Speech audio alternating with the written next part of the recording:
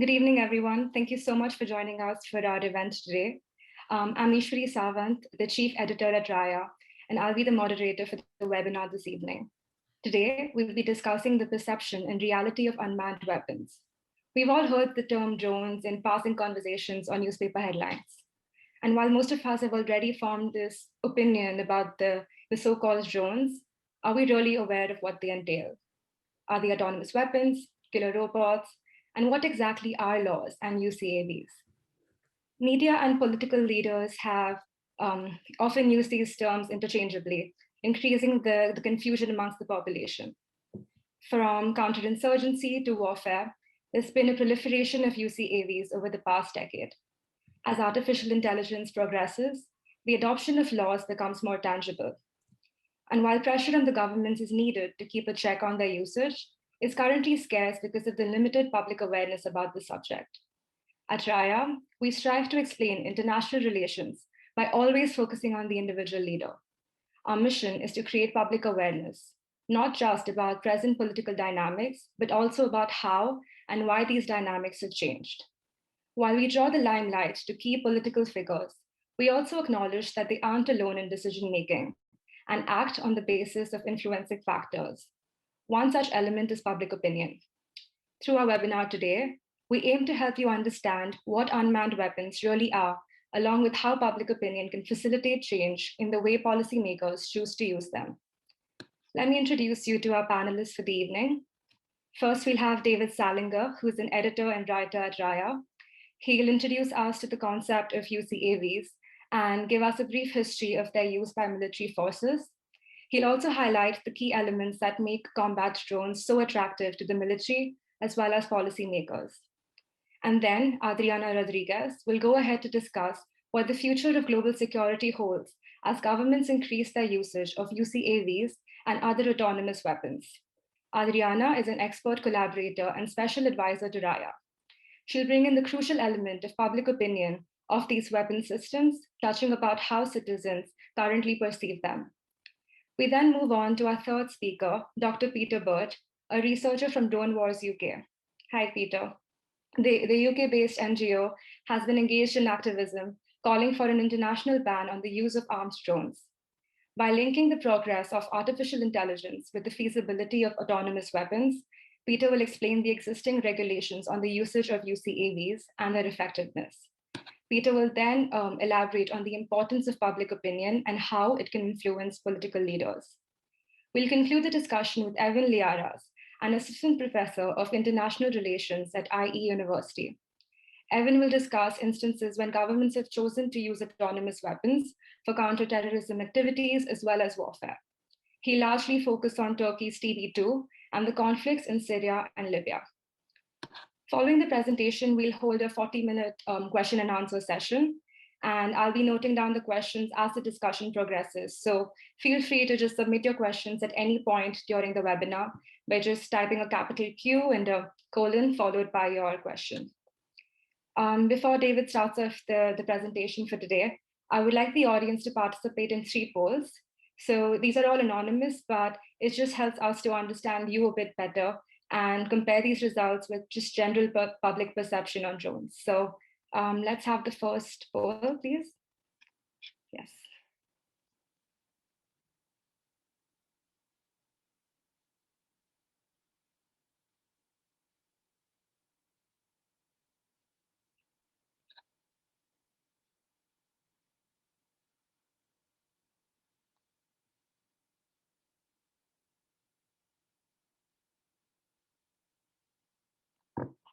Do we have the answers now?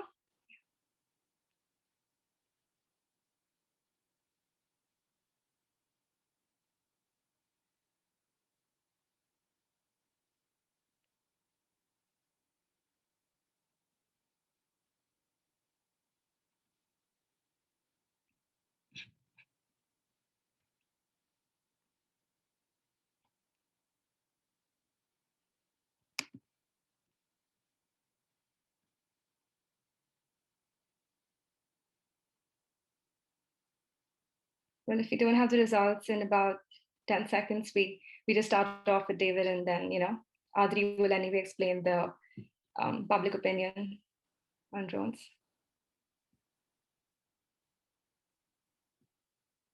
Okay, perfect. Thank you. Okay, well,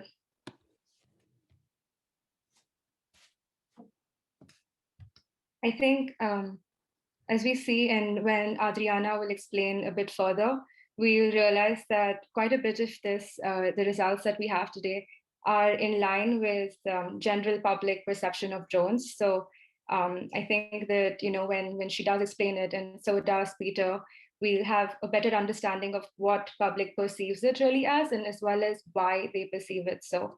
So David, would you like to start off now? Yeah, absolutely. Thanks a lot to Shori for the introductions. I wanted to thank Peter and Professor Liaris again for being with us today. We're super happy to have them. So in my brief presentation, I'm going to go over the transition from UAVs, so unmanned aerial vehicles, to UCAVs, which are unmanned combat aerial vehicles.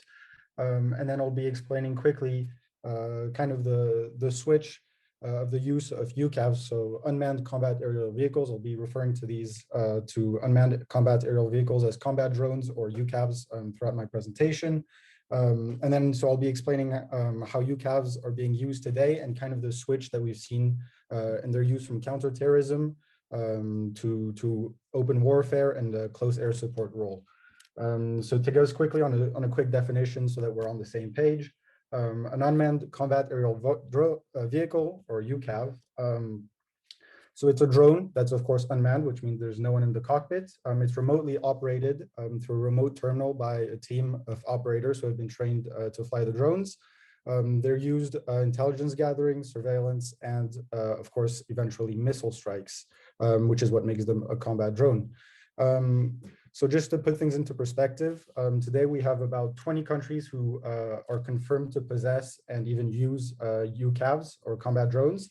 And about 20 more countries are looking to incorporate this technology into their armed forces within the next decade. So it's an accelerating technology that's becoming increasingly popular in militaries around the world. So a quick rundown of the history of UCAVs and where they come from. So of course we started with UAVs, not UCAVs originally. So the UAVs, as we know them today as kind of these drones that have surveillance capabilities, started being used by the US in Vietnam during the Vietnam War, of course for intelligence gathering and surveillance of enemy troops. However, this technology was very unreliable, not very precise, and so it kind of remained a niche in the American military and didn't really take off. Then the Israelis during the 1980s really accelerated their drone development program, and they used their drones to great effect at the beginning of the 1982 Lebanon War, where they basically managed to scramble Syrian air defenses and fighter jets and won a big victory.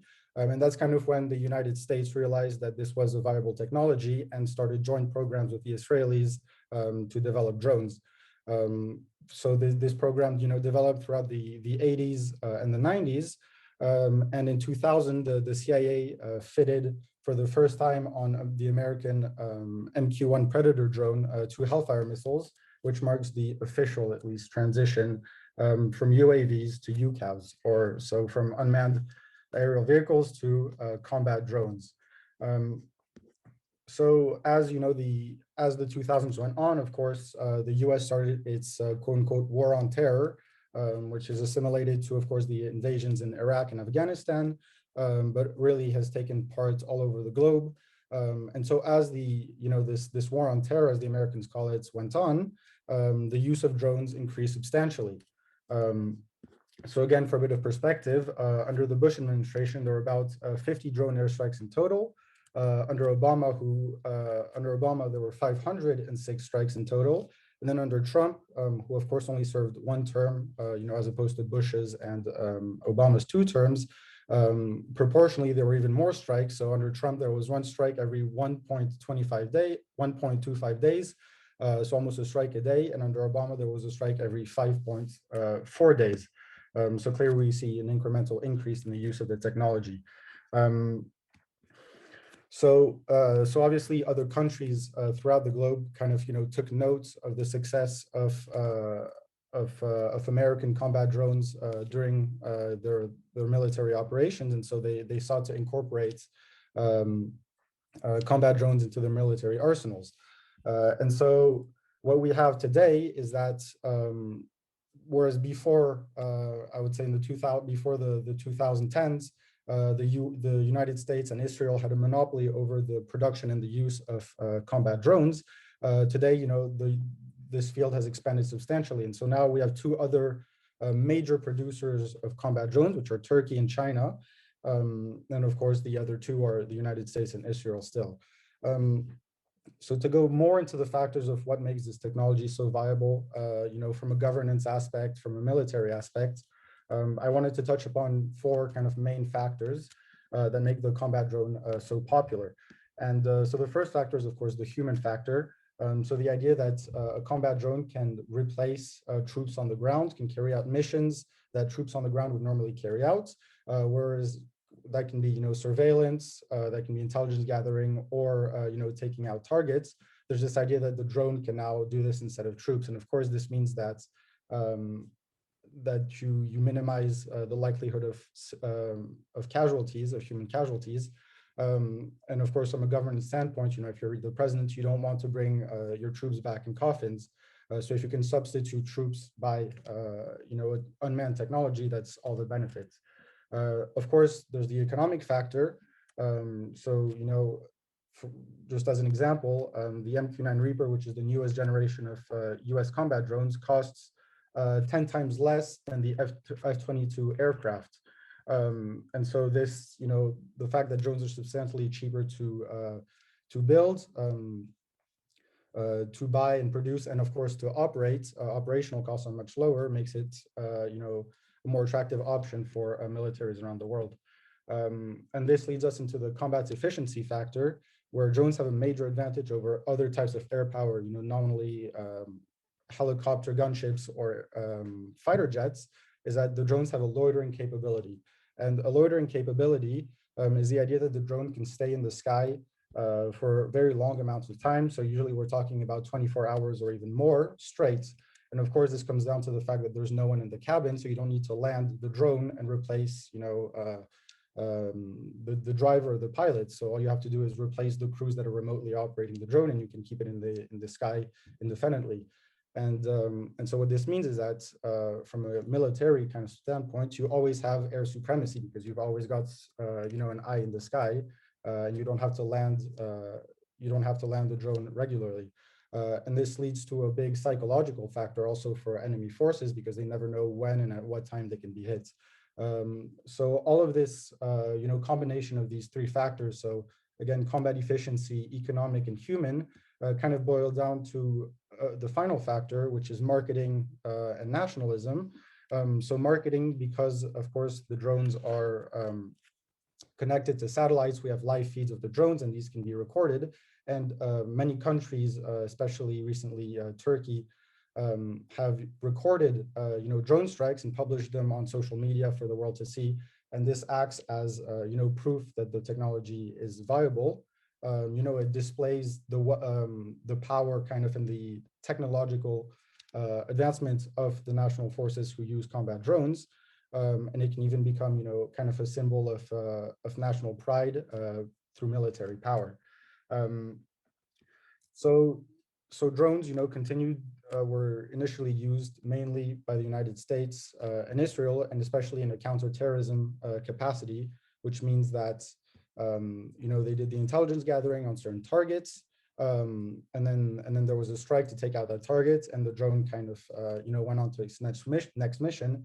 Now there's this idea in recent events, especially with the Turkish Bayraktar TB2, that there's been a switch from the use of drones in counterterrorism operations to use of combat drones in full warfare operations and close air supports.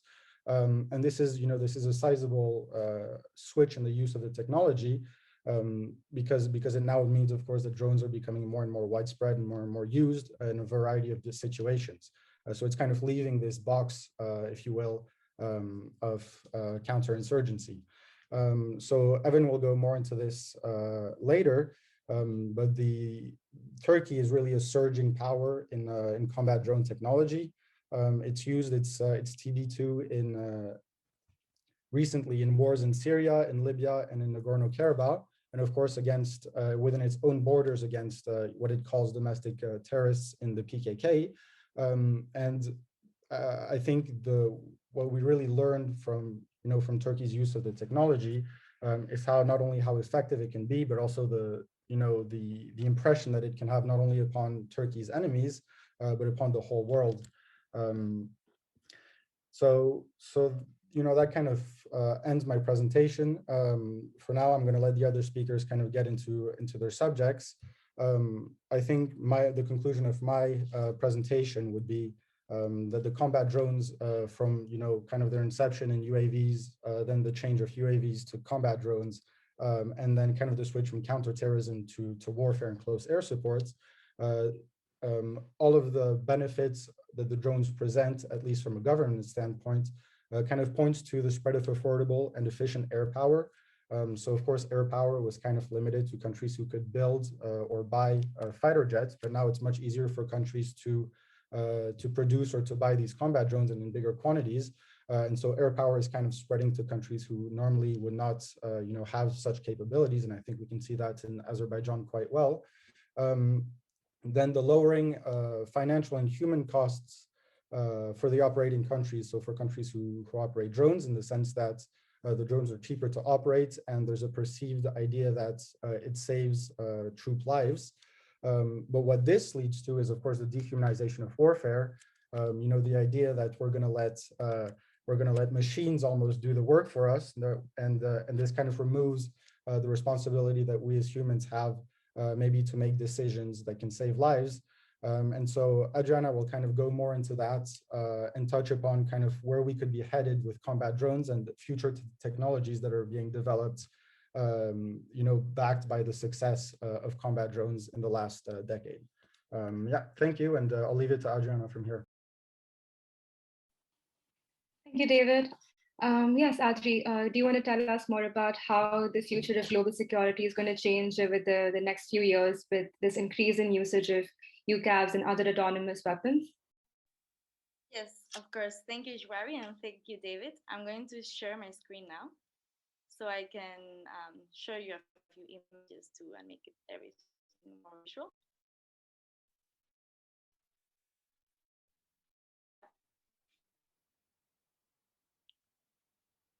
Okay, can you guys see it? Go like this if you can. Okay, perfect. Great. So let's go. In the next few minutes, I will be continuing where David left it off with regards to the use of drones, and go a bit more into the future and what new weapons will be coming in soon or in a few decades. And specifically, I will be talking about autonomous weapons.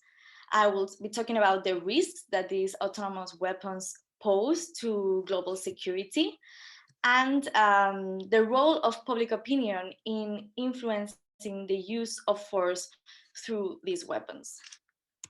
What are autonomous weapons?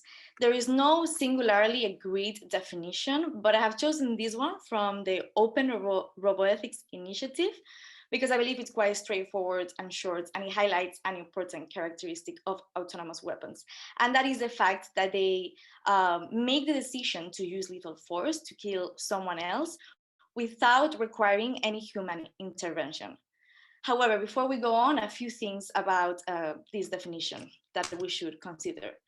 First of all, there are different levels of autonomy, and this definition portrays within the spectrum the extreme level of what an autonomous weapon will be. But there are also semi-autonomous weapons like fire and forget missiles, where in these weapons you still require affirmative action from a human to use lethal force.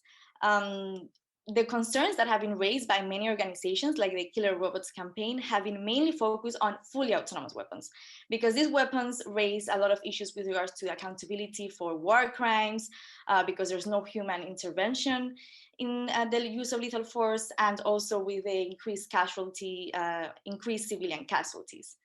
Another thing to take into consideration is that autonomous weapons are not remote weapons like UCAVs, drones, as David has explained, because remote weapons are still requiring the action from a human that makes the decision to use lethal force from a remote position. In autonomous weapons, this will not be the case. However, I do believe that, as we will see now, that we will see some advances in drone technology towards autonomy. And so it is important to take this into consideration to understand the future global security risks. Also, something important that we must remember for the following minutes where I'll be presenting is that both remote weapons and autonomous weapons share a common characteristic, which is the fact that they are unmanned. And this is a benefit that they bring that has important implications for the decisions to use force during conflicting situations. Autonomous weapons have been accelerated, the development has been accelerated a lot because of recent breakthroughs in artificial intelligence technologies, which are the technologies that power these weapons. There have been accelerations in computer vision, speech recognition, natural language processing, and robotics. And there are main players investing heavily on the development of these technologies and autonomous weapons. I will name the main ones: China, Israel, Russia, South Korea, the UK, and the United States. However, it's important to remember that these weapons have not been deployed, but we are witnessing developments in the autonomy of weapons. Here in this image, you can see a US robotic combat vehicle that has been tested for its autonomous capabilities in the past year. And sources from the US Department of Defense are saying that it is probable that in the future, this manned tank that we can see here, which is remotely operated right now, will be autonomous soon. In the next image, you can see robotic swarms, specifically of drone swarms from the Indian Army that were this footage was shown a few weeks ago. And robotic swarming is a technology that is progressing quite a lot and that we will probably see soon. And it depends, it functions in the way that, so there's a large numbers of vehicles that work together and they're programmed together. And when they work in the aggregate, they exhibit effects of scale and they are much more effective when operating autonomously than when a human controls their operations. And they are actually quite low cost and expendable vehicles, and therefore quite beneficial for armies. So based on these developments of new weapons, I would like to pose a question, which is, what does the proliferation of unmanned and/or autonomous weapons mean for the global security in the future? What risks do these weapons pose? And to answer this question, I would like to have an individual level focus, which is what we do at RAIA. We focus on the fact that humans are the ones who make decisions to use force. The global security is in the hands of policymakers. And as David has told us before, leaders like Obama and Erdogan were key drivers behind the proliferation of drones. And personally, I would like to understand more, okay, so the availability of these weapons, how is it going to impact the threshold to use force that policymakers face? And there are a few factors that are important to consider in these regards. And the first one, as David has already mentioned, is the advantages that military technology can bring. Similarly to drones, autonomous weapons with technological breakthroughs coming up are going to be cheaper than manned weapons and that deploying troops. And this is a benefit for operations. And they're also more efficient because of not being suffering human exhaustion in the battlefield. They can operate 24/7. They are faster. They are quite precise. And this brings about a lot of benefits. And as technology progresses, we will see that autonomous weapons will become quite effective in complex scenarios, such as conventional battlefield. Another important factor, which is what I will focus on in the next few slides, is public opinion, because the public is an important political restraint to the use of force. When politicians decide to use force, before that, they usually consider, okay, am I going to face opposition from my electorate? Am I going to face backlash as in, for instance, the Vietnam War famous protests in the 60s. So usually we find that the public is not so opposed to the use of force when we see three costs being reduced, and they're connected to the beneficial benefits that autonomous weapons could bring to military operations. The fact that there's lower threshold costs, which means that the public will not have to face higher taxes during war, for instance. There is a reduction in blood cost because these weapons, both drones and autonomous weapons, are unmanned. The public won't have to suffer from higher soldier deaths, right? So autonomous weapons will prevent that. And all of this leads to politicians facing lower reduced reputation costs because they will not face this opposition from the public because of their decision of using force. And this is where I would like to focus on in the next slides. Will the public opinion, if the opinion is not opposed to the use of force through weapons, will this mean that policymakers will be more likely to escalate conflict through force? Another political restraint is regulation that Peter will be focusing on in his next slide. So to answer my question on the risks posed and the role of public opinion, I have looked at some data on the public perception and support of drones, and there's not much. I've only been able to find these graphs that you see here regarding the perception, the opinion on the use by the US of drones against suspected terrorists. And this is a very specific scenario. It's quite emotional, so it's not surprising to find that a large majority of the population in the US supports these drone strikes against suspected terrorists, around 58% in 2015. I haven't been able to find a lot of data. The polls are quite old, so this just shows that we really need to make some progress in understanding more public opinion and how they perceive drones. I've also found this poll on the international opinion on the use of drone strikes by the US during the war on terror, which is actually quite opposed, they're public in other countries. But again, this poll does not ask the question, what do you think about your own national government when you take into consideration the fact that your soldiers will be, their lives will be saved because of using these new weapons. So it doesn't really show clearly what public opinion is in this regard. So at RAIA, we have conducted a small survey. We didn't receive that many responses, but I think it does show a bit where the situation is leading, which is that public opinion is not very clear. In this first graph, you can see that the public awareness of drone warfare, and here we're asking only about drone warfare in the combat field, not about the war on terror. Public opinion on drone warfare is quite low.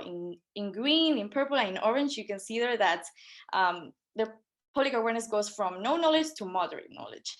Then in the second graph, you can see that we asked the respondents about their support of the government's decision to engage in drone warfare, and the responses were quite divided. However, if you introduce some context to the questions, in the first one, for instance, we ask about, okay, do you support your government going to into drone warfare if it might increase the chances of conflict escalation? And here we can see that a big majority, 68%, does not support the use of drone warfare. However, if you then introduce the fact that drone warfare could limit the casualties among domestic soldiers, it's very interesting to see the total opposite change to 65% of people supporting drone warfare. And I think here this shows the importance of context with regards to public opinion and the use of drones. So what about autonomous weapons? Here, this is an area where public awareness is even lower because it's quite a new topic. But there's recent polls that have some good data. The latest one by Kilowatts campaign in 2021 that shows that 61% of people across 28 countries oppose the use of autonomous weapons because of moral issues. There's no human making the decision to kill someone else, and because of accountability issues too, like who should be liable for war crimes, for instance, using these weapons. Another survey that is older but shows some interesting facts is the one by the Open Robotics Initiative. They show similar statistics of opposition to the use of autonomous weapons, but very interestingly, it also shows that the public prefers the government's use remote weapons than autonomous weapons, again because of issues of ethics and accountability.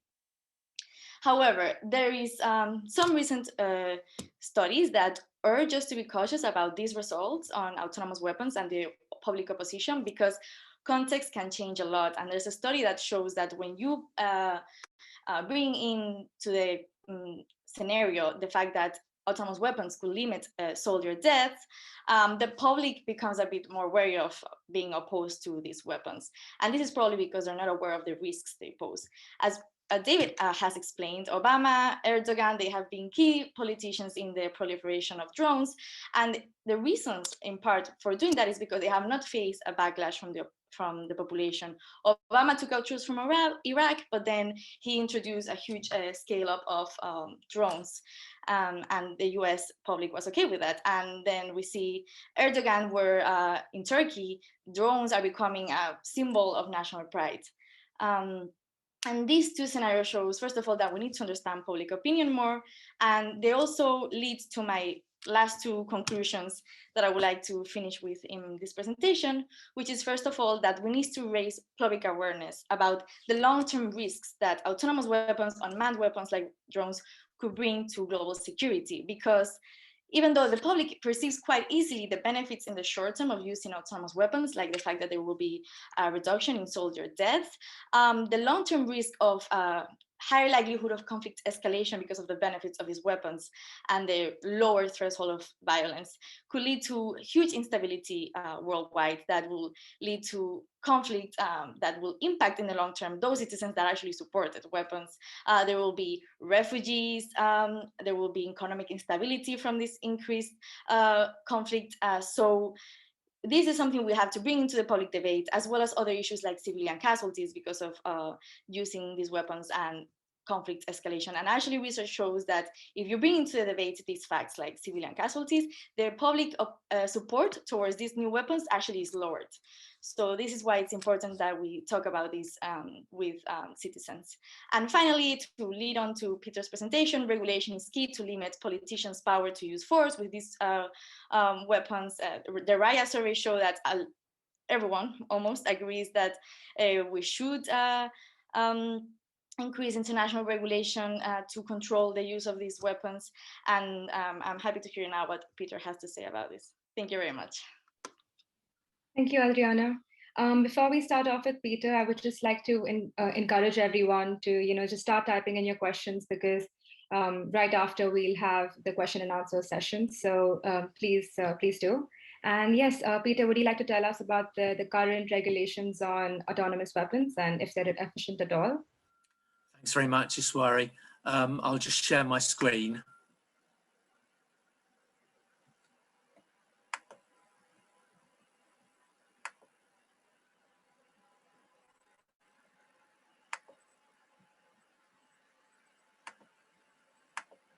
So you should be able to see the presentation now. Is that okay, Ishwari? Great, thank you. So, well, thank you, Ishwari, and thank you very much, friends at RAIA, for inviting us along this evening. It's really good, and we really do appreciate the work that you're doing on this. It's an important subject, so hats off to you for your efforts in raising awareness on this. So I'm Peter Burt. I'm a researcher with DroneWarsUK. We research into the use of armed drones, particularly by the British military. And over recent years, we've been looking much more at how drones are becoming automated and are sort of gradually morphing into lethal autonomous weapon systems. I think David and Adriana, you've both set the scene really well for what I'm going to say and telling the kind of backstory. So I don't need to dwell very much on any of the kind of technicalities. But what we see when we look at automated military technologies, lethal autonomous weapon systems, is a military system that gets information in the sequence that I've shown. So a sensor takes in some kind of information about the surrounding environment, and that's then analysed using a computer, nowadays using probably an artificial intelligence system, very sophisticated. And as a result, a decision is made to use some kind of force. So that sensor analysis force sequence is very important. And this takes place without any human engagement, hence being entirely autonomous. But just to sort of divert a little bit, it's worth remembering that that similar sequence, sensor, analysis, action, can take place without a weapon being released. So instead of using force, the action can be, for example, starting a motor that would turn a screw or maybe set some wheels in motion. So this whole kind of approach to technology has implications for a lot of where we're going now with robotics technology and the Internet of Things. And to divert a little bit, again, I'd like to sort of throw this at you as an idea from a blog piece on the Wired website. Artificial intelligence computing system, which is powering all of this, it's not just a technology. Sometimes you can think of it better as an ideology. And just take a look at that quote. AI is best understood as a political and social ideology rather than as a basket of algorithms.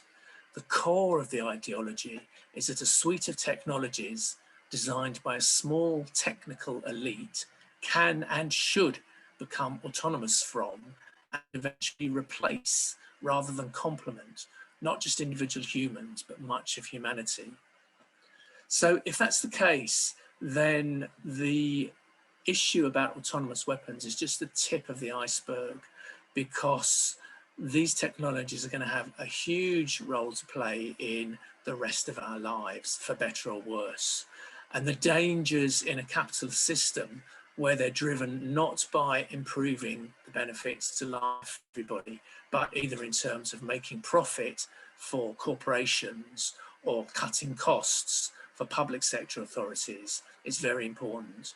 And many of you as students, young people, young professionals, will be moving into fields where you'll be working with these technologies. So that's going to raise issues for you, ethical issues in the future. How are we using technology? How are we using AI?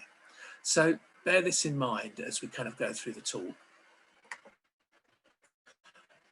I said that I'm a researcher with Drone Wars, and a couple of years ago we put together a report called Off the Leash, documenting the development of autonomous drones by the UK military and the UK arms industry. I'll put a link to that report in the chat when we finish speaking. And what we found was that the building blocks are very much in place for lethal autonomous weapons technology on drones to exist already. The building blocks are there. It's just a question of sort of putting them all together. So here are a couple of examples of drone-based systems.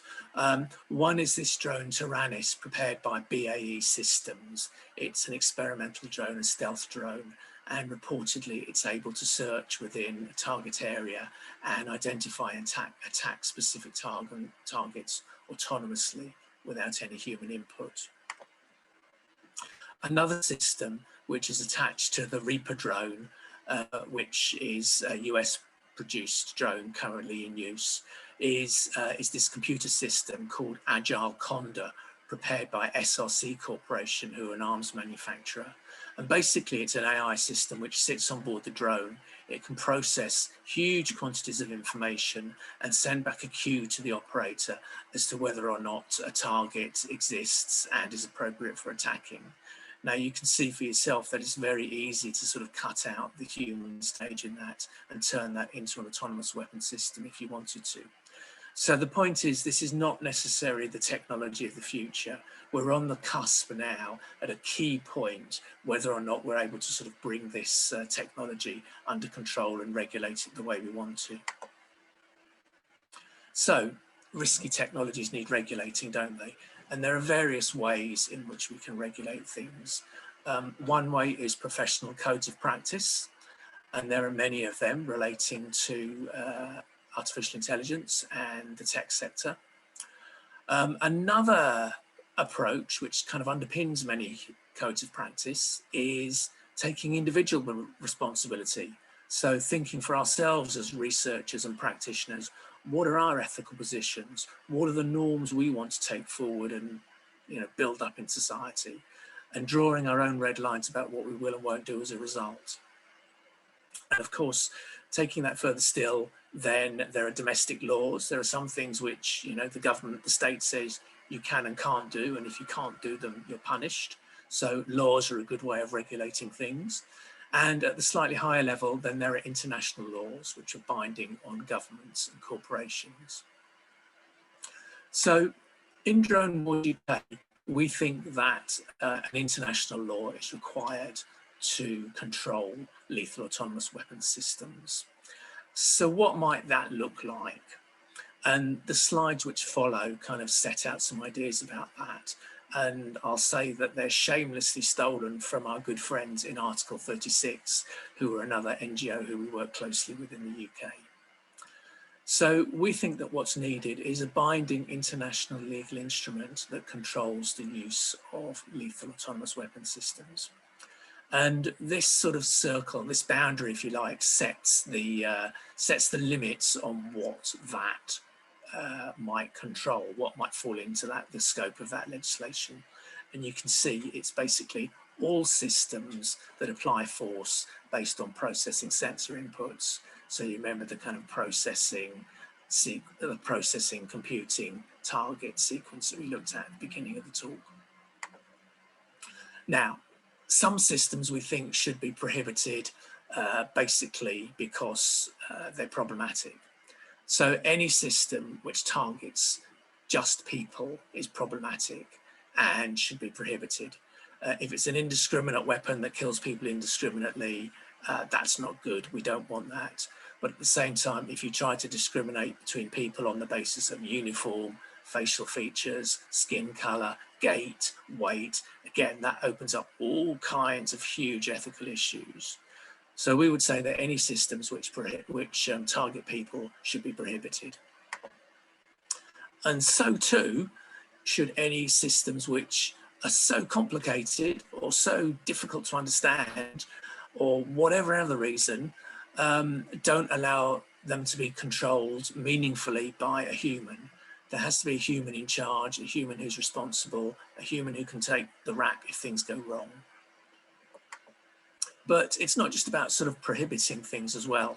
It's also about making sure that the systems which are left, which legally are permitted, are used responsibly as well. So those systems, the remaining blue area in the circle, they would need to be subject to obligations on their design and use. And basically those obligations would be, they have to comply with international human rights law, and they have to comply with the international laws of armed conflict. So that's what an international legal instrument might look like for regulating these kind of systems. So how are we going to get there? What can you do? Well, a good place to start is look at some of the stuff which the Campaign to Stop Killer Robots have been working on. There's the website. If you look on the website, then you'll find lots of resources, campaign kits, and you'll also find a list of member organisations, which includes big organisations internationally like Amnesty International, Pugwash, WILPF, and also member organisations in individual countries. So do have a look at that, and many of the organisations, are open for individuals to join as well. So I would encourage you to do that if you're interested in this as an issue. Another thing to do is, do you remember when we were talking about ways of regulating, I said that you can take an individual ethical approach? Well, you can think for yourself, what would I do on this issue? Am I prepared to make an ethical stance? And if you visit this website, the Future of Life Institute, then you'll find this pledge, the Future of Life Pledge, which basically calls upon governments to create norms and regulations and laws against lethal autonomous weapons, and also pledges people who've signed it as individuals not to support the development or manufacture or use of lethal autonomous weapons. And many tech companies have signed up to this, many researchers have signed up to this, and many sort of famous technologists like Elon Musk have signed up as well. So do have a look at that, and if that's something you think that you can support, why not sign it? And finally and lastly, of course, it's important to put the word out, let other people know about these issues, raise awareness and show your position on these things. So if you do use social media, and I'm sure you will do, then here are some hashtags to look at. If you tweet on this issue, then do please use these hashtags, and you can follow them as well and find out what's going on. So #KillerRobots, #TeamHuman, and #YouthInTheLoop. So I think that's enough for me for now, thank you. I'll hand back to Ishwari, and let's see what's next. Thank you so much, Peter. Evan, would you like to just continue and summarize how governments have been using autonomous weapons, especially just focusing on Turkey?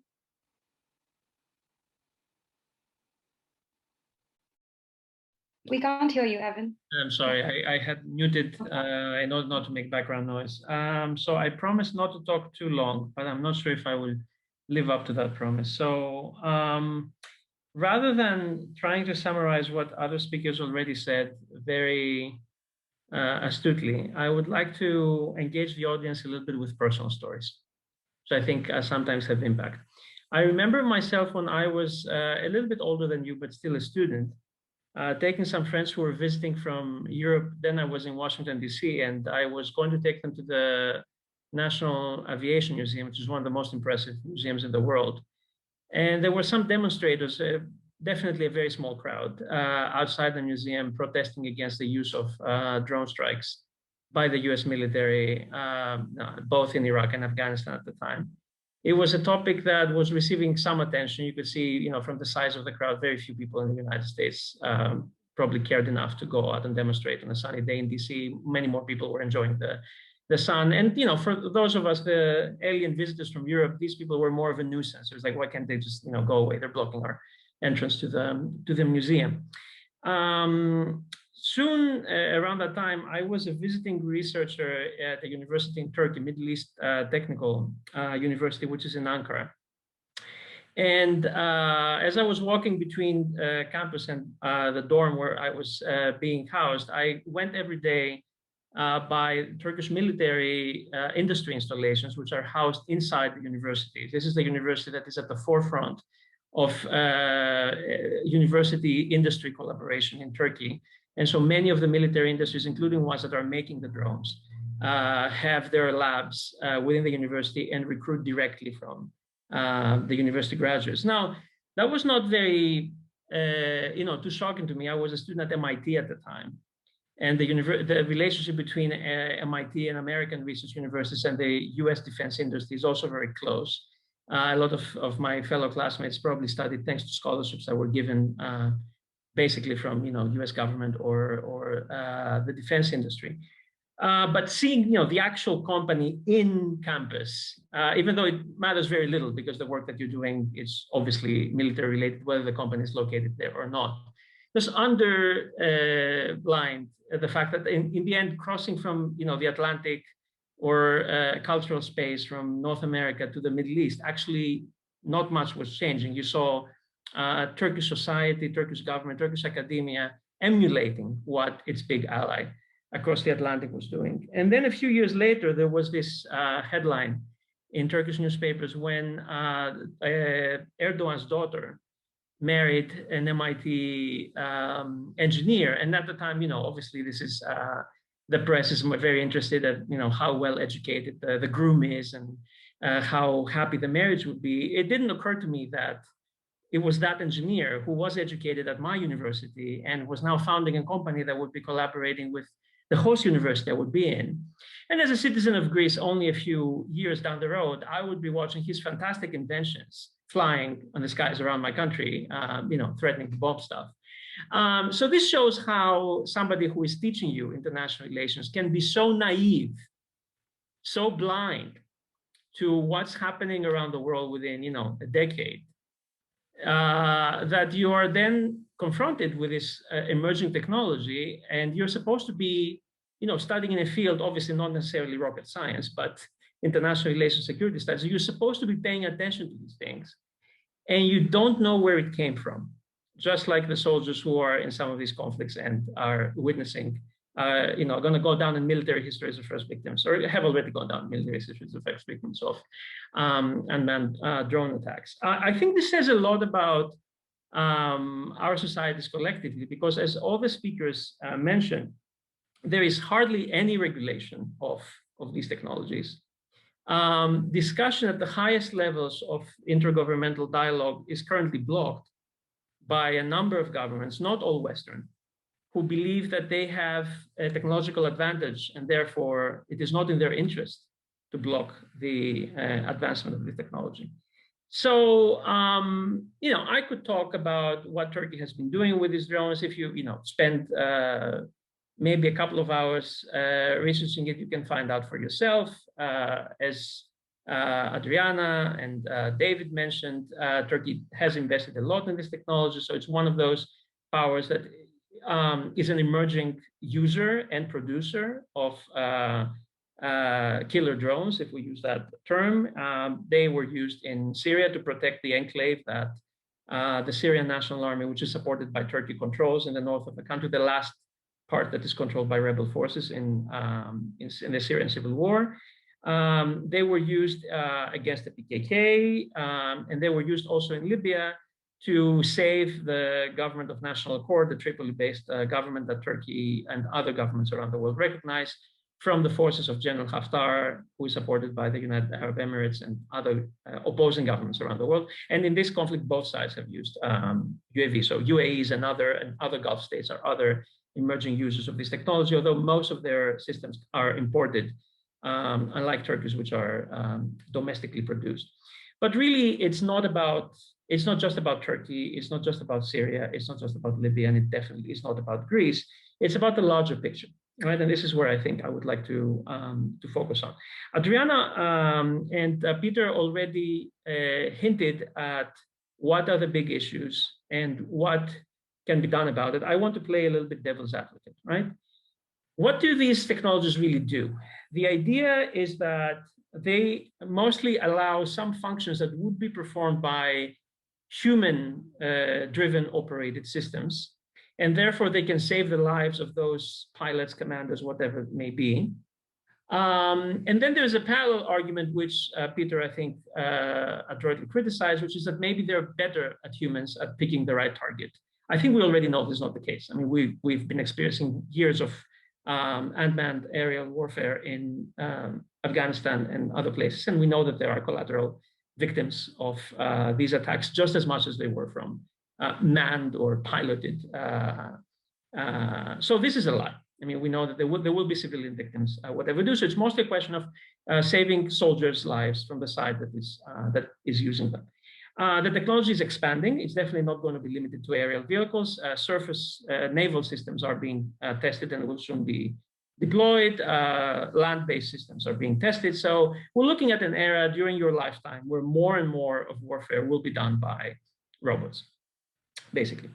If we could somehow all have access to this technology in the absence of the dream of world peace, it could mean that societies could conduct warfare between them, just between machines.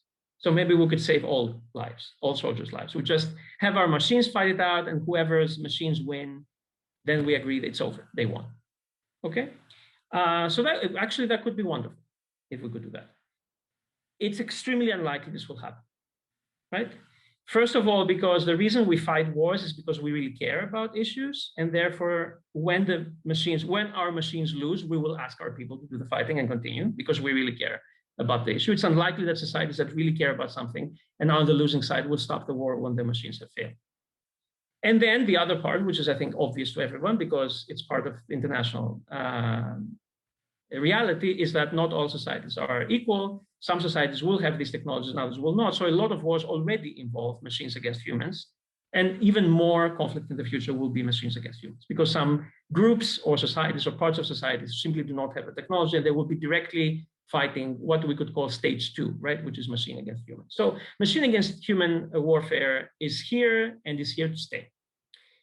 There are, again, just as these two steps that I mentioned, two steps of public demand that can be named. The minimalist, which is the one that Peter laid out, is to demand that the same principles, the same rules that apply to human soldiers apply to the automated ones, the autonomous ones. And so at the bare minimum, there is an emerging world civil society movement for at least some minimal legislation on laws of war applying also to autonomous systems, which should seem obvious that it already should, but we're never sure, right? And this is obviously what we should probably all consider signing up for, because as societies, we have already agreed that the laws of war should apply to us. So I can see absolutely no reason, logical, moral, whatsoever, why the laws of war should not apply to autonomous weapon systems.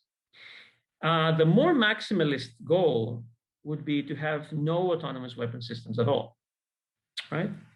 And the fear from that is not, I think, entirely irrational. It could, most critics would name it so, and this is the same debate with artificial intelligence. People saying, oh, it's all the crazies we're afraid that, you know, Terminator will come out of artificial intelligence. It's not going to happen, but is it? How do we know, right? What are the limits of the autonomous decision-making of machines that are able to kill? How far away are we from an incident in which one of these concoctions will escape the control of the side that's supposed to be using it, right? So it probably, we're waiting for that episode, unfortunately, for us to move to a more maximalist stance. It's very unlikely to be adopted right now.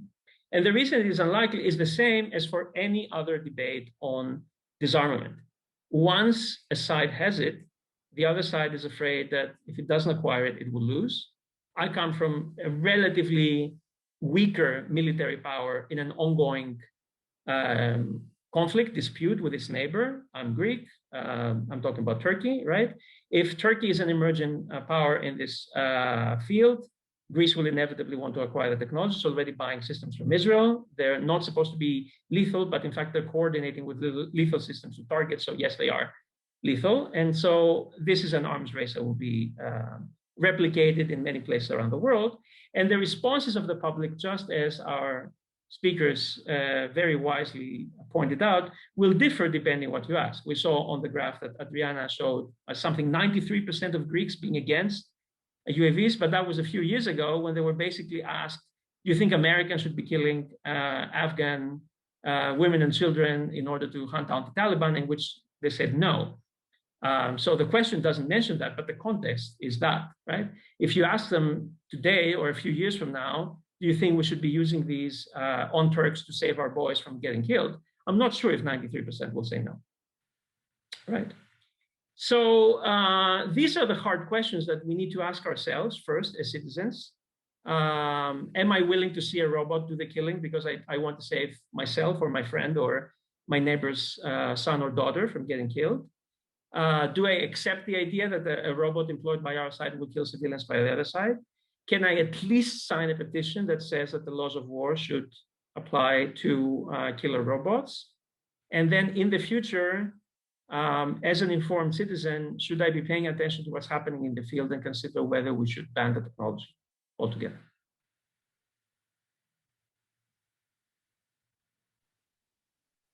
Thank you so much, Evan.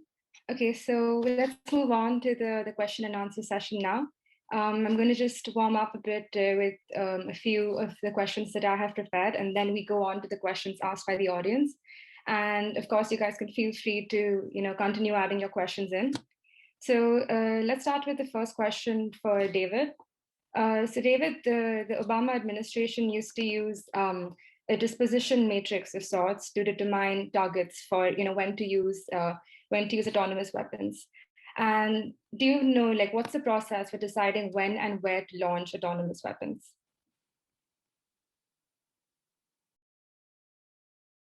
Right, thanks, Ashwari, for the question. I mean, I think I can also let the other participants go into this if you want to develop. I know there's also questions from the audience, so maybe we should go into that also. But yeah, I mean, really quickly in terms of the matrix, there had to be an identifier. First of all, it comes from usually human intelligence. So there's verifiable intelligence that there could be a potential target. So here we're talking about a strike.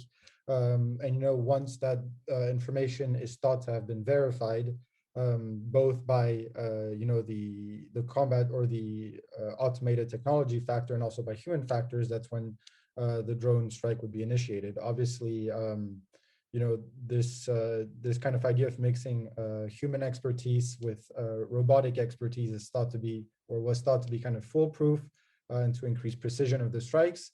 As all the speakers have pointed out, that's obviously not the case. There's been a lot of civilian casualties. Many of them have been undocumented. And when they are documented, the countries operating the drones just say full out, no, these were legitimate targets, when it's clear that they were not. So yeah, so a lot of these, this engagement matrix has been made public, and so was subjected to a lot of, criticism, and was dissected by experts.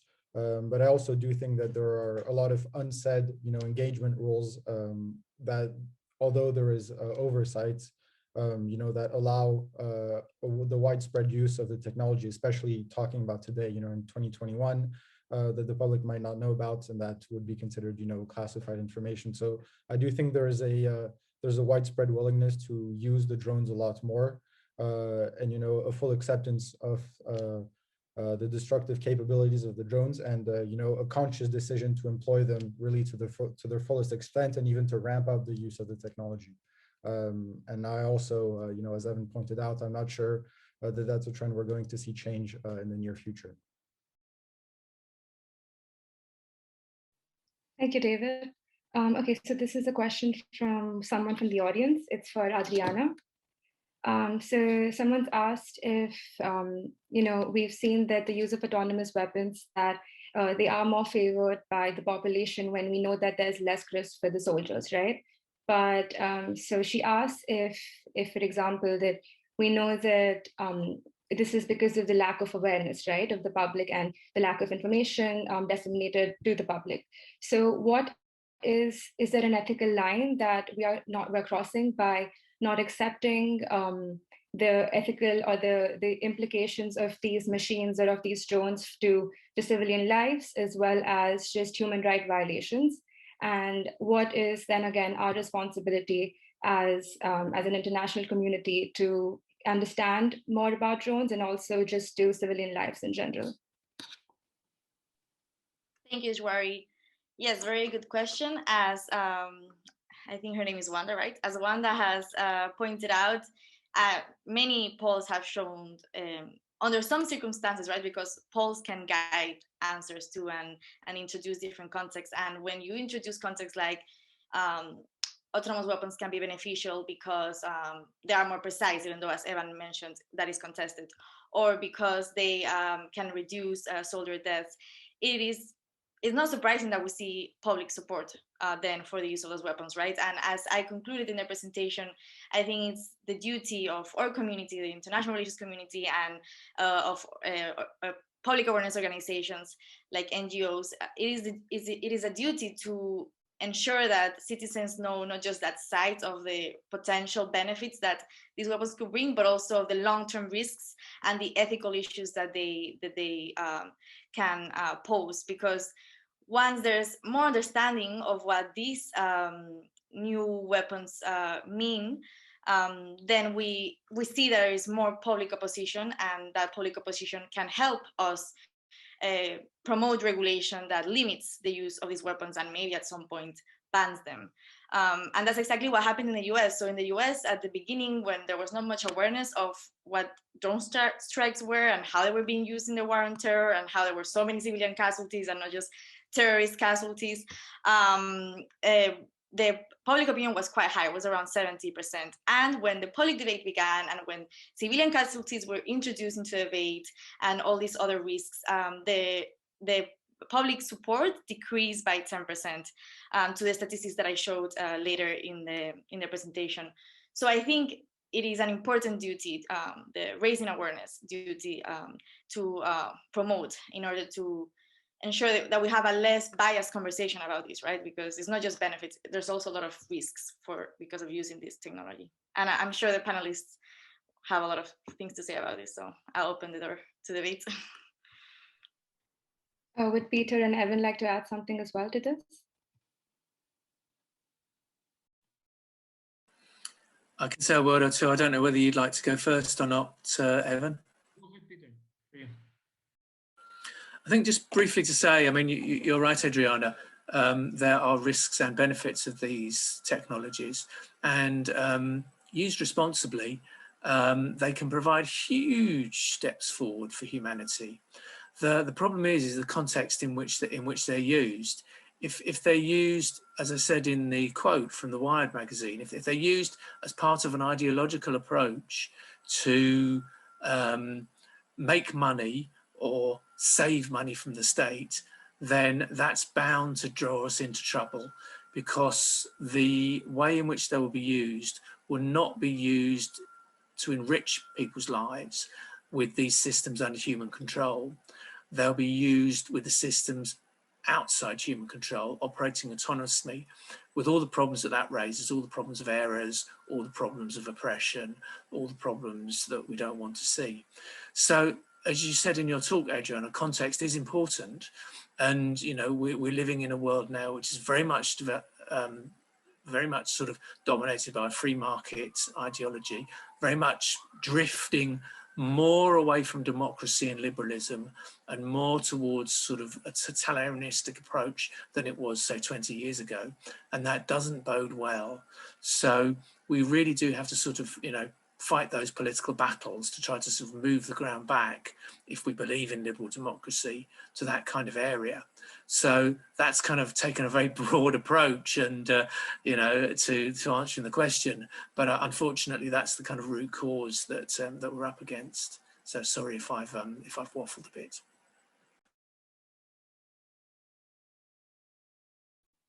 Evan, would you like to add something, or should I go to the next question then?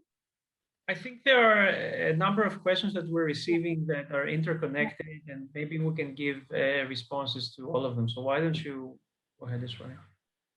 Okay, so a question asked was that, you know, we've discussed how drones are a lot cheaper than military weapons equipment, right? So do you think that we will see an increase in armed conflicts and armed conflict intensity as the barriers of these entries are lowered? So a question for Evan then. This is what I think Ibrahim is also asking right now. And this is something we, yes, did not adequately discuss, right? One of the most spectacular attacks we've seen in recent years was the one on the Saudi oil fields, or the Saudi oil refineries rather. And that was done by an aerial unmanned system. And the exact provenance of that is still somewhat debated. It looks like it was a copy of an Iranian system, which may have been flown from allies of Iran from Yemen, may have been flown from allies of Iran in Iraq, or from Iran itself. So this underlines the potential of the technology for things that already exist. It would just become more acute, which is the ability for non-state groups to use the technology to launch attacks, and they could be subject to the same scrutiny of international law, but we know that non-state groups, not being members of the international system, are even less controlled into what they do. And then the deniability aspect, which is that you can use a non-human technology operated by an unknown group, and maybe behind them is just them, maybe behind them is a government, and you can say, oh, I didn't do it, the robot did it, and I don't know who has the robot. Right, so it adds one more layer of deniability of I don't know who did it. This is related to the other question that is being asked on the other window by Margot, I think, which is something that I would like all of us to try to address, which is really, what's your problem? People are killing people in war all the time. So if machines are killing people, why do you think that's somehow more immoral? We're killing each other anyway. So what is this doing that's worse than what we're already doing? I think at the first level, this is something that's important for us not to dismiss. A lot of the people, I think, who seem to be doing activism come across to the skeptics as being kind of like automatically dismissive of technology, like they're being anti-technology. In the same way that, as Peter said, there seems to be this sense that there's just an anti-AI crowd. So we need to justify exactly what is our fear about technology. And in the same way, in this publication that Peter brought up, there are concerns about the use of AI in all kinds of non-lethal, non-military applications, right?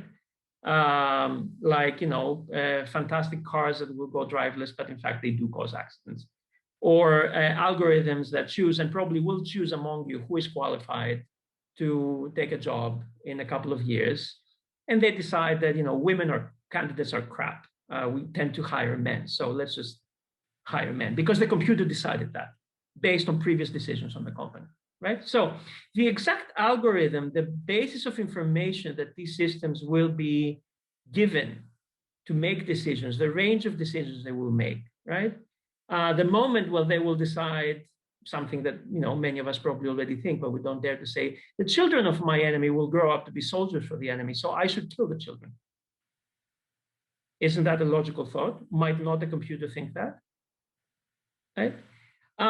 So these things will happen, just as they happen in the use of AI in other situations, where then we have to go on and say, whoops, that's not what we want to do. Inevitably, it will happen also with AI use in warfare, right? So these are the kind of decisions that you're right to think. If you have a human who is behind, at least an international court can go out and issue a warrant. Maybe, just maybe. It even often doesn't happen. Who will issue a warrant against a robot? Against the maker? Against the government that deployed it? Yes, probably, I guess. So you're right. At some level, it doesn't matter very much, because if that happens, which I hope it does not, we will find a culprit because we have to. And in many cases, we will not, because the actors who are behind those uses of the technology will be so powerful that they will block international legal action against them. So yes, in fact, we don't live in a world that's any different from what we have today, just a more gadgety. Yeah, I wanted to rebound off of what some of Evan said at the beginning. I think we can address kind of the bigger questions he asked later, but to rebound on Baldur and Ibrahim's questions, something I did fail to mention at the beginning of my presentation is that there is a difference. I would consider that there's a major difference between combat drones and kind of flying IEDs that we've seen more from non-state actors. So flying IEDs, is kind of the idea that non-state actors can buy these small commercial drones and kind of put a grenade or a mortar head on it and then fly it, into the enemy. And we've also seen a lot of non-state actors, go from these small commercial drones and then, modify them to make them have more surveillance capabilities, or even, drop these makeshift bombs. But I would not, consider that armed drones or UCAVs in the way that we were presenting it in the presentation. However, I mean, generally speaking, when we see, and I touched a bit upon this in my presentation, when we see, states that might not usually have air power acquire drones, suddenly they have air power. And so really this points to a big spread of the air power capabilities, around the world. And as Evan, would say in the bigger picture, this would ultimately lead to much deadlier conflict because all of a sudden everyone has the ability to target humans, from the sky. So I think that the drone technology has really given the opportunity for all to kind of democratize the use of combat drones, and that's going to lead to a future where a deadlier future, if you want to see it that way. And then, when Evan asks, why should we care? People kill people anyways. I do think that it goes back to the idea of accountability, but even to the idea of, human morality. And then you may scoff at that because you say, there's no morality in war. But at the end of the day, people are able to make decisions based off what's going on, based off the context that, in the present, robots don't necessarily have. And so the possibility kind of for this slippery slope to engage, and I think it's already engaged, is really what we're trying to prevent here, because these weapon systems have the ability to cause more and more casualties, and no matter what kind of war or conflict we're looking at, I don't think that's a positive way to go forward. I would like to add also to Evan's intervention, especially the last part, about how do we justify our fear, right? I think that's an important conversation to have. And I think a possible answer would be that in debates, we tend to idealize technology, and especially AI. We believe that because it's technology, it will be more perfect than humans and therefore will be better in warfare. And I think that it makes us forget that AI is produced by humans that are imperfect. It's based on data. That's what powers AI, that is imperfect because it's data produced by humans. It's biased, as Evan mentioned, with the example of women versus men in the workforce, right? The data on which AI is based is biased. The programmers that create AI are biased. And therefore, if we let these machines or softwares act on their own, they will lead to biases in warfare, such as Eva mentioned, killing children, killing women, or other types of citizens. And therefore, I believe that at least having a human on the loop, which is the terminology used for having human oversight on decisions by autonomous systems, is an essential key principle that I believe should be included in regulation, and that will allow us to have some oversight over these biases and imperfections, and to have someone to blame or to take to court in case those biases and imperfections would lead to work by themselves and impact war decisions. Thank you, Adriana. So we have one last unanswered question from the audience, and this is for Peter. And then, if anybody would want to add something, you could, of course, go ahead. So Nadia Shah has asked that, given that the current laws have been blurred by states using drones for counterterrorism, won't the same issues arise in relation to AWS? And do existing laws need to be clarified then? Thanks, Iswari, and thanks, Nadia. That's a great question. All the questions have been great. So your question then, will states blur laws in the future? And the answer is, of course they will, undoubtedly they will. We've very much seen the way in which drones have been used deliberately by some states to push back human rights laws and exploit grey areas to allow military power to be taken forward, contrary to, you know, the established norms of 5, 10, 20 years ago. So it's absolutely certain that the same thing will happen with regards to any lethal autonomous weapons and systems of the future, and any legislation, international legislation, whatever, that's used to control that. I think that's, you know, inevitable, that there are always people who try to exploit and blur and get around the law. A minority, but, you know, there are always people like that. So what do you do about that? Okay, I think this is where, again, it comes back to looking away from technology and looking again at individual responsibility and the way that society works. Excuse me, I'm going to cough. I do apologise for that. We have to think for ourselves. You know, we all have a role in building the society that we want to build. If we're lucky enough to live in democracies, then we have the opportunity to do something about that. So we do need to sort of stand up when we see our governments pushing back these human rights situations, and to say, this is wrong, you know, this is not to happen, and I do not want it to happen. So again, it comes back to taking that ethical approach, taking, you know, making your own ethical views the sort of center of what you do. So I would advise you to sort of think about that and, you know, make up your own decisions. And, you know, if you think this is an important area, then wake up, do something about it. To add on to what Peter said, because I actually at a previous Drone Wars event, I actually, you know, I asked the question to Peter and other panelists that were there. You know, here we're talking about, you know, the danger of drones, regulations, and such. You know, and I asked, you know, at the end of the day, governments are always going to try to get the edge over other governments, and so it, you know, how can we as people, you know, worried about this technology, you know, come to terms with the fact that governments, no matter what we do, are probably going to try to acquire and develop this combat drones more and more. And I think it goes back to the idea that we don't want, and we're not advocating to ban the technology. We don't want to ban AI. We don't even necessarily want to ban combat drones. But we think that there needs to be, a serious approach to be made on how this technology is used.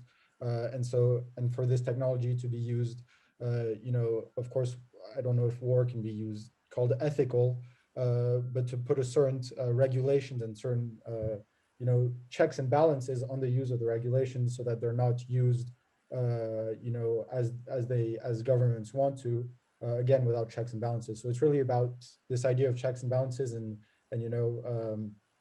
making sure that the technology is not used indiscriminately, and it also doesn't spread to people who we don't want to have it. Just a last comment by any panelist, and then we can just summarize the webinar. Adriana, would you like to say something, or should I go first?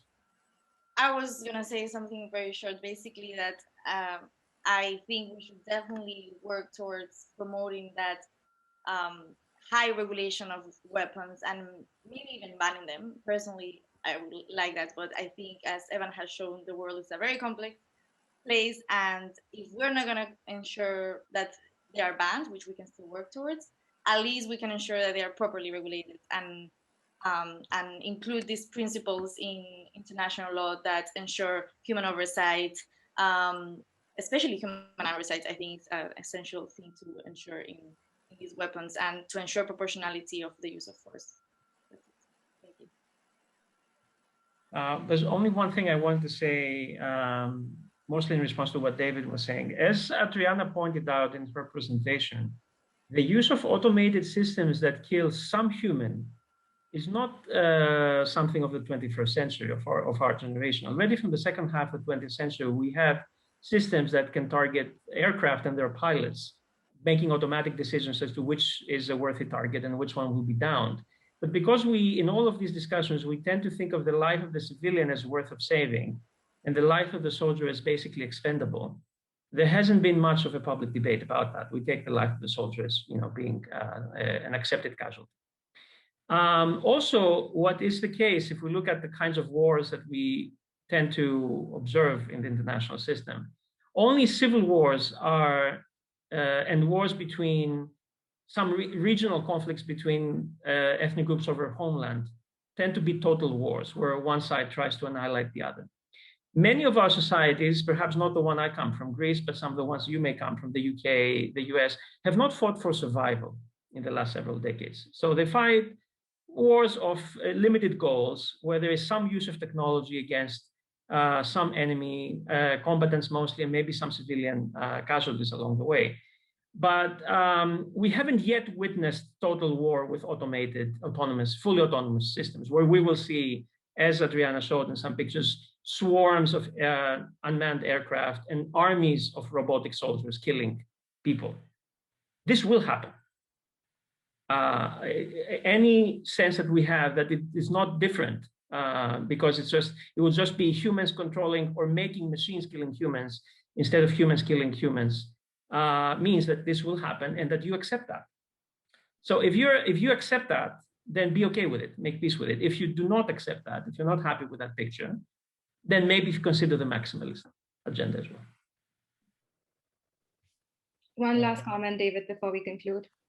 Yeah, I mean, just to rebound really quickly on what Evan was saying, I think we actually got a glimpse of what total war with drones could look like in Nagorno-Karabakh. And I mean, the Azerbaijanis with the TV2s pretty much managed to take out the entirety of the Armenian armored divisions, fortified places. So I think we've already had real glimpses into what this technology completely unleashed will look like in war. Of course, it didn't impact so much civilians, and it was really, I mean, mostly restricted to military targets. But I think the impact of combat drones was really felt. But on the other side, we also can't ignore the fact that you will always have to have humans on the ground, fighting battles. And that drones aren't a substitute for human soldiers either, because after the drone has done its strikes, you still need people to come up and take the positions, etc. I still think that, you know, an era where drone warfare is completely taken over and, you know, humans are almost out of the equation is not actually that near, because humans do remain, you know, an incredibly integral part, not only in conflicts, but yeah, I mean, in participating, you know, in conflicts where drones can and will be involved. Thank you, David, and thank you to all the panelists for your opinions, as well as all the questions that have come in. And with that, we conclude the webinar. So this webinar has been a culmination of a lot of hard work that's been put in by RAIA members. And I would like to thank Yelena and the project development team for coordinating and organizing this event. Dario and the communications team, thank you so much for marketing this event. And Adriana and David, we're really grateful for all your support, for just supporting RAIA's mission and for initiating this webinar. Peter, we really appreciate the expertise that you've brought in today. We would also like to thank Tim Street and the team at DroneWarsUK for their technical help to host this webinar, as well as for marketing this event. We would also like to extend our gratitude to Evan, whose encouragement and guidance over the past few months has helped us host this webinar. And finally, we would like to thank you all for joining us tonight and supporting RAIA's initiative. This is the first one of the many, we hope. So please stay tuned for more information along the way. And yes, if you want to know more about what we do at RAIA, as well as DroneWarsUK, please follow us on LinkedIn and Twitter. To learn more about how you can play a role in calling for increased regulations for unmanned weapons, please visit DroneWarsUK's website. You can also check out RAIA's website and sign up for our weekly newsletter to see our unique analysis on policy making. And we hope you've gained more knowledge about autonomous weapons through this webinar today and can now form a more informed opinion about them. So thank you so much for joining us tonight. Thank you so much for coming, guys. It was great to have you all. Thank you very much for organizing this. I think it's very clear that it's universities that have made a lot of these things, and it's very important for people who are or have recently come out of university to make the discussion, to get the discussion going about the technology. Thank you, everyone. Well done.